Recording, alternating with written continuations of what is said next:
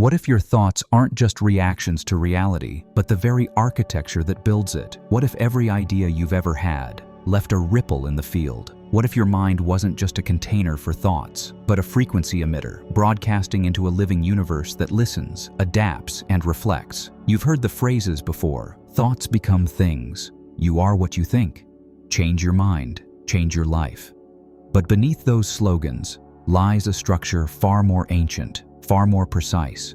Because this isn't just self-help. This is physics. This is metaphysics. This is the intersection of science and spirit, where your inner world is no longer separate from the outer one. Let's begin where most end. What is thought? A chemical process? An electrochemical signal between neurons? Yes. But not only. Thought is vibration, measured in frequency, reflected in brainwave states, translated into language, into action, into biology, into reality. Your thoughts oscillate. They generate waves: alpha, beta, theta, gamma, each one a carrier of signal, each one tuned to a different layer of consciousness, each one projecting a field that interacts with the field around you. And the universe? It's not solid, it's not fixed. It's a field of possibility, waiting to collapse into form, based on the frequency it encounters. You are not just moving through reality, you are constantly shaping it, with your thoughts, with your emotions, with your attention. Where you place your focus, energy flows. Where you return again and again, reality begins to congeal. What you believe, your biology, your environment, your outcomes begin to reorganize themselves around it. Not as magic, as mechanics. This is what the ancients called logos, the word, the seed of creation. This is what quantum physics calls the observer effect, the realization that at the smallest levels, matter behaves differently when it is observed. Not because you're special, because you're participating, because consciousness, at its core, isn't passive, it is co-creative. And your thoughts, repeated, focused, emotionally charged, are signatures, blueprints, commands. But no one taught you this. No one taught you how to think. They only taught you what to think. They gave you conclusions, not curiosity, memorization, not mastery. They taught you that thoughts are private, inert, isolated. But thoughts aren't static. They move, they build, they attract, they reshape the lens through which you experience the world. And that lens becomes the world itself. And here's the kicker. Most of your thoughts aren't even yours. They're inherited, downloaded.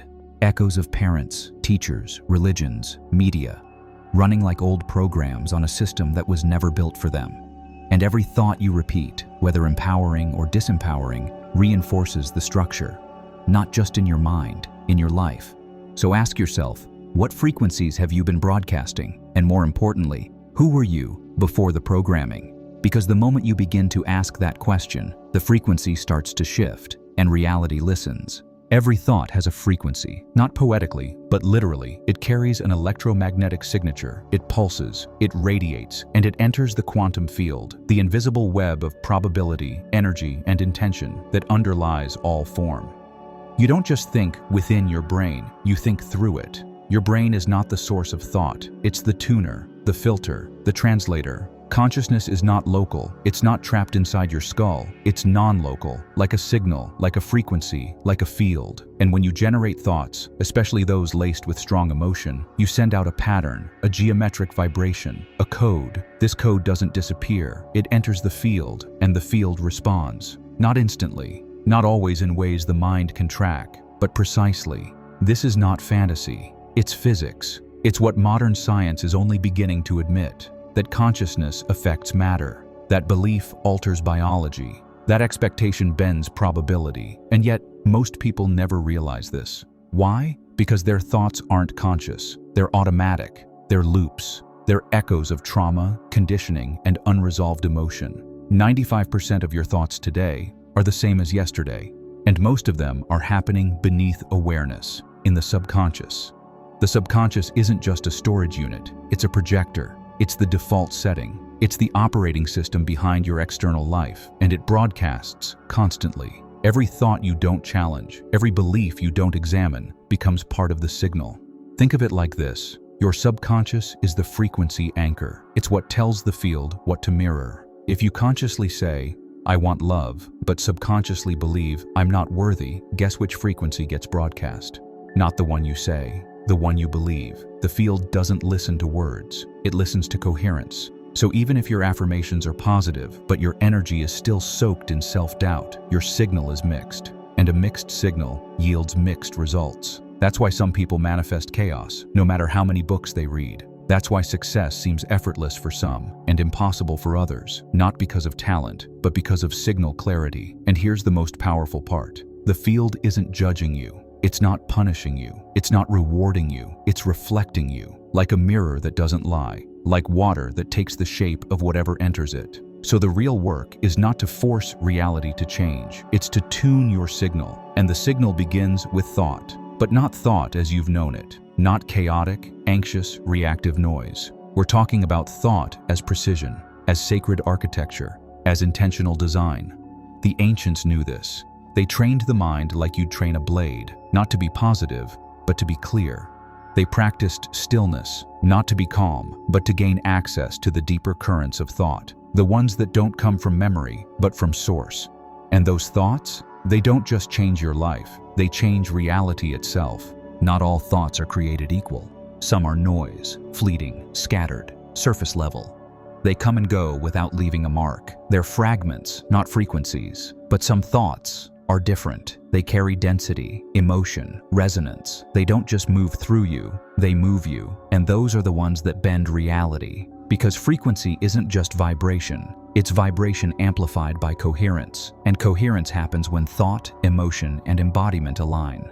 That's the formula the universe responds to. Not wishful thinking, not mental loops, not good vibes only, but deep, embodied, emotionally charged thought, fueled by presence, rooted in belief, carried by repetition, and aligned with purpose. That kind of thought isn't just mental, it's magnetic. It holds a signature that the field recognizes. It rings like a tuning fork through the matrix, and it begins to pull experience toward it, not instantly, but inevitably, because resonance doesn't chase, it attracts. The ancient mystics called this the law of vibration. Before there was the law of attraction, there was this, like attracts like, not by desire, but by frequency. You don't get what you want, you get what you are. And what you are is the sum total of your dominant vibrations, not the ones you post about, the ones you return to when no one's watching, the ones that shape your posture, the ones that color your perception, the ones that build the lens through which you interpret reality. Because perception isn't passive, it's projective. You're not looking at the world, you're looking through a filter of thought, emotion, resonance, and that filter becomes your feedback loop. So if you want to change the world you live in, you don't start with the world, you start with the lens, you start with the frequency of thought. And here's where it gets real. Emotion is the amplifier. It's what turns a thought into a frequency. It gives it weight, shape, traction. A thought with no emotion is a whisper in a hurricane, but a thought fused with feeling, that's a command to the field. That's why trauma loops are so strong, because they're not just mental, they're energetic. They live in the nervous system. They carry frequency. But healing? Healing is signal realignment. When you feel the thought fully, without fear, when you sit with it long enough for the charge to dissolve, you reclaim your signal. You clear the static. You come back to center. You begin again. Not from programming, but from power. And from that place, your thoughts don't just describe the world, they begin to write it. If this is starting to feel familiar, it means you're waking up. Subscribe and turn on the bell. The remembering continues. Your thoughts don't just influence your life, they sculpt the shared dream we call reality. Because every thought that carries enough coherence enters the collective field. Not just your personal bubble, not just your biology, but the informational matrix that all of us tune into, knowingly or not. And here's where it gets deep. There is no such thing as a truly private thought. Because the mind doesn't stop at the edge of your skin. It radiates, it blends, it joins. We're all swimming in the same informational sea. What you think, especially when repeated, especially when charged, doesn't stay inside you. It becomes part of the ambient signal, part of the frequency cloud that informs what we see, what we fear, what we believe is possible. This is why certain ideas seem to emerge across cultures at the same time, with no communication. It's not coincidence, it's convergence, it's collective resonance.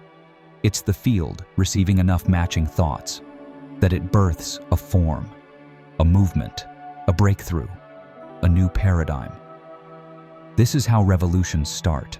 not in speeches, in frequencies. This is how healing begins, not in treatments, in remembrance.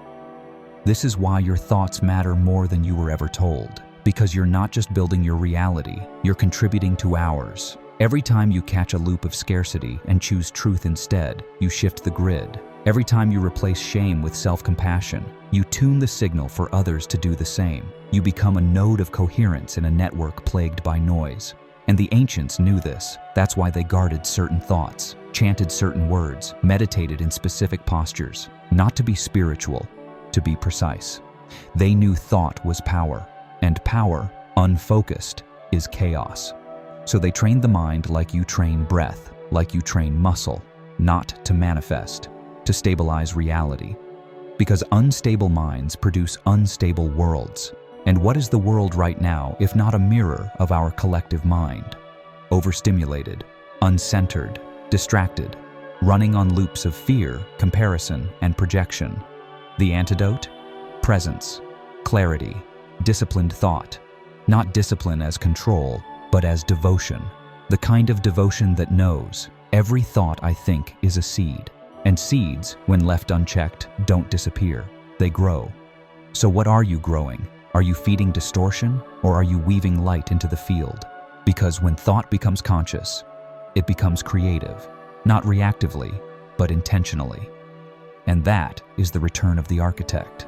Some thoughts aren't meant to be answered, they're meant to be followed, because not all thoughts are closed loops. Some are openings, some are portals. They arrive not as noise, but as invitations. A quiet question that won't leave you alone. A pattern that keeps showing up in dreams. A sudden insight in stillness, so foreign it feels like it wasn't yours. And maybe it wasn't, because thought is not only personal, it's archetypal, it's interdimensional, it's alive. The right thought at the right time can collapse your entire belief structure and build something new in its place. That's not intellectual, that's alchemical. It's the moment you realize you're not your thoughts. You're the space they echo through, and in that space, something ancient remembers itself. This is why mystics and seers didn't just think. They received, they waited, they listened. Because they knew that when the mind becomes still enough, a different kind of thought arrives. Not from memory, not from logic, but from the field, from source, from the dimension beyond form, where all potential waits to be noticed. This is what the Upanishads meant by Shruti, that which is heard, not by the ears, but by the inner ear, the inner knowing, the part of you that doesn't think, it recognizes. And when that kind of thought arrives, you feel it, in your body, in your breath, in the way time stops, just long enough for something real to land. And that thought? It's not a conclusion, it's a doorway. It doesn't ask for answers, it asks for stillness, for surrender, for presence. Because some thoughts aren't meant to be analyzed, they're meant to be stepped into, like a threshold, like a bridge. And on the other side of that bridge is not more information, it's transformation. Because true thought, clear, resonant, soul-level thought, doesn't just describe reality, it reshapes the one thinking it. That's why the mind isn't your enemy, it's your compass. But only if you're listening, and to listen, you must learn to be quiet. Because it's not the noise of the world that keeps you asleep. It's the noise of unexamined thought masquerading as truth. And once that noise stops, even for a moment, you hear it. The signal, the pulse, the frequency that's been calling you not to think harder, but to think clearer. Not to figure it all out, but to remember who you were before thinking began. And when that remembering comes, there's no going back. Eventually, the mind gets quiet. Not because you suppress it, but because you no longer believe everything it says. You start to notice the space between thoughts, the breath before a reaction, the silence inside your seeing. And in that space, you find presence, not as a concept, not as a goal, but as a frequency, a way of being that doesn't require explanation, validation, or defense. Presence is the frequency of the real you, the one before language, before opinion, before story. And once you touch it, you realize you were never here to master thought. You were here to move beyond it, not to stop thinking, but to think from stillness, to let thought become a servant of awareness, not a substitute for it. Because when you're present, truly present, your thoughts change. They slow down, they sharpen, they become clear, clean, resonant. They no longer chase answers. They ask better questions. They no longer run from discomfort. They hold space for it. They no longer spin stories. They speak truth. And that truth doesn't shout. It doesn't argue. It doesn't rush. It simply is. That's the frequency of thought when anchored in presence. It's not passive, it's powerful, because presence doesn't create with force. It creates with field, the field of coherence, of alignment, of grounded knowing that has nothing to prove. This is the new intelligence, not reactive, not performative, not fragmented, but integrated, embodied, alive. So when you catch yourself looping again, don't fight the thought. Feel the frequency beneath it. Ask, is this signal true, or is it an old echo? And in asking, you return to now, to stillness, to the version of you that isn't trying to become, but simply is. Because the highest thought is not a thought at all, it's being. And the highest frequency is not effort, it's remembrance. And if you've made it this far, it means some part of you already knew, already felt the signal, already remembered that you are not the noise. You are the note, not the thought, but the space that holds it. And in that space, reality listens and responds.